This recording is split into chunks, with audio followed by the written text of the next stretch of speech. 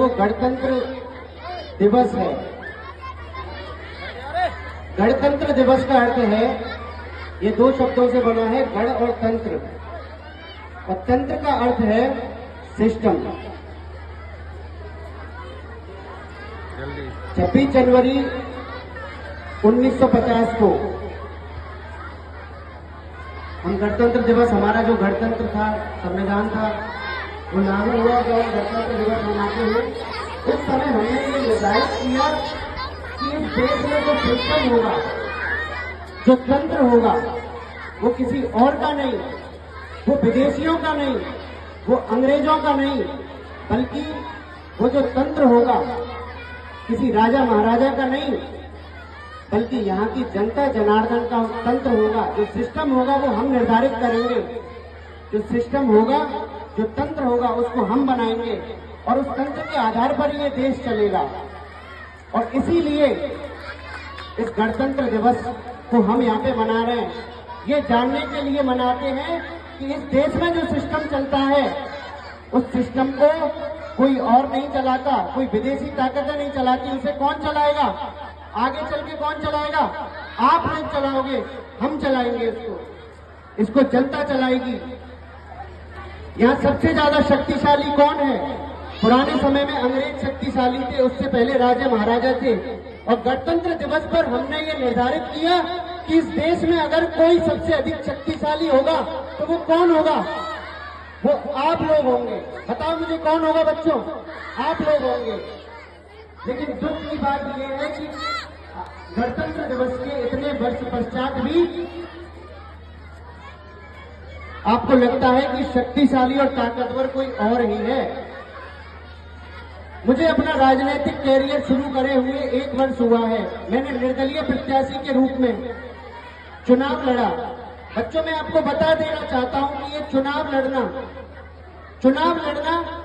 गणतंत्र में या लोकतंत्र में अपनी भागीदारी विकसित करने का, निर्धारित करने का सबसे महत्वपूर्ण स्टेप है। आप गणतंत्र दिवस मनाते हो तो इसका मतलब यह है कि आप उस दिन ये निर्धारित करते हो, उस दिन आप ये याद करते हो कि इस देश को, इस सिस्टम को चलाने का आपका भी उतना ही अधिकार है जितना किसी नेता पुत्र का, जितना किसी अरबपति का, जितना किसी पार्टी के अध्यक्ष उपाध्यक्षों का है।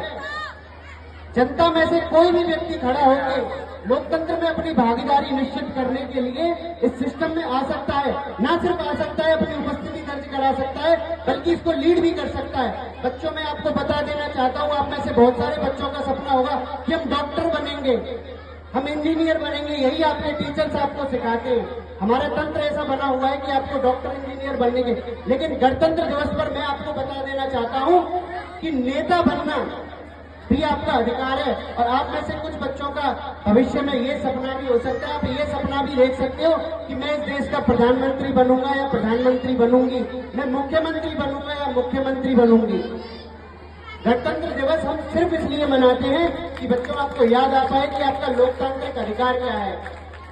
मैं आपको बता दूं, अभी सिस्टम ऐसा बन गया है, अभी तंत्र ऐसा बन गया है कि कुछ नेता पुत्र, कुछ पार्टी के लोग और कुछ पूंजीपति, कुछ अरबपति खरबपतियों ने ये मान लिया है कि चुनाव लड़ना, राजनीति में आना, चुनाव जीतना और राज करना केवल और केवल उनका अधिकार है। बच्चों, मैं आपको और यहाँ पे उपस्थित सभी लोगों को ये बता देना चाहता हूँ, युवा पीढ़ी को बता देना चाहता हूँ कि आपका भी उतना ही अधिकार है जितना कि किसी और का है। और इसीलिए अपने इसी अधिकार को याद करने के लिए हम ये गणतंत्र दिवस मनाते हैं। गणतंत्र का अर्थ क्या है कि तंत्र जो है, तंत्र का अर्थ क्या है?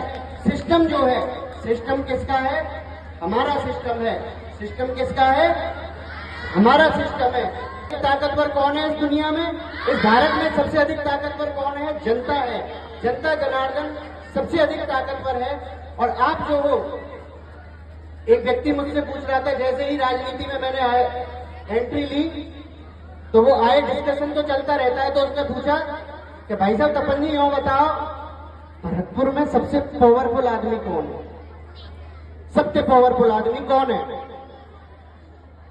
मैंने कि सबसे पावरफुल तो तू है। क्योंकि मैं कैसे हूं?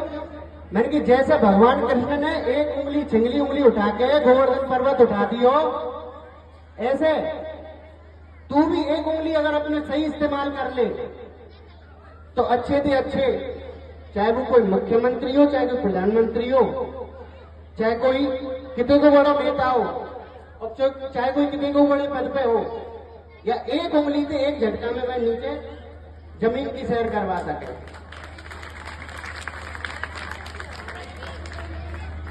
सबसे ताकतवर कौन है? वो व्यक्ति। और वो कैसे करवा सकता है? अपनी वोट की ताकत से। वोट की ताकत से। बड़े दुख की बात है कि हमारे देश में चुनावों के समय कहते हैं कि चुनावी पर्व चल रहा है। उसको तो पर्व बना दिया जो आपके भविष्य का निर्धारण करेगा, उसको एक इवेंट बना दिया। ये कोई पर्व नहीं बल्कि एक महत्वपूर्ण जिम्मेदारी होती है। गणतंत्र दिवस के इस अवसर पर मैं आपको बहुत ज्यादा लंबा भाषण नहीं करूंगा और आप सभी को पुणे में धन्यवाद देता हूं, आपको आभार करता हूं। यहाँ पे जो ऑर्गेनाइजर है उनका भी मैं आभार व्यक्त करता हूं कि मुझे अपने 2 शब्द कहने का, बोलने का अवसर प्रदान किया। और आप सभी बच्चों को मैं आपके उज्जवल भविष्य के लिए बहुत बहुत शुभकामनाएं देता हूं और ये आशा करता हूं कि आप में से आने वाले समय में जन्नूतर से एक से एक बढ़कर डॉक्टर्स, इंजीनियर्स और राजनीति के क्षेत्र में भी बच्चे निकलेंगे। नमस्कार। भारत माता की जय। जय भारत।